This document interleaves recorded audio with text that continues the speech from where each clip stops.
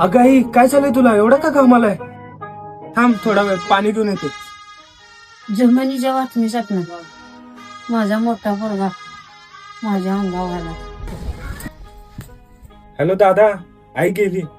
काय आई गेली? गेली काय? नागासारखी टपून बसली होती आपल्या जमिनीवर. अगं आई आहे ती माझी. दुसऱ्याचं खाल्ल्यावर पापाचे फळ इथेच भोगावं लागतात. चल लवकर निघू. काही गरज नाही, मी पण जाणार नाही आणि तुम्हाला पण देणार नाही. सारे सपने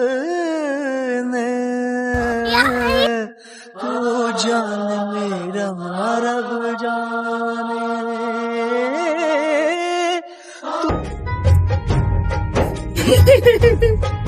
जमिनीच्या तुकड्यासाठी देवाला गायला घालून बोलतो मी. आतापर्यंत मस्त खाल्लंय आमचं, आता आम्हाला वाटणी पाहिजे. अहो वहिनी, वडील गेल्यापासून दादाला लहानाचा मोठा केला. शिक्षणा खर्च, लग्नाचा खर्च सगळं आईनं बघितली. आता कसं वाटणे द्यायची तुम्हाला? मग का उपकार केलं नाही माझ्यावर लहानाचं मोठं करून? माझी वाटणी तर मला लागणारच की. बारक्याचं लगीन झाल्याशिवाय मी काही वाटणी देणार नाही. लगीन करू दे नाही तर तसाच फिरू दे, आम्हाला त्याच्याशी घेणं देणं नाही. आमची वाटणी आम्हाला पाहिजे. अगं मी तुझ्या आईसारखी आहे आणि असं कसं बोलतेस मला? आई माझ्या बायकोला एक शब्द बोलायचा नाही तू. घर मी तुलाच राहू दे, जमीन मी तुलाच राहली आहे, फक्त मला एकदम बाबडा म्हणून हात मार. एक ही सहारा था वो भी आज छूट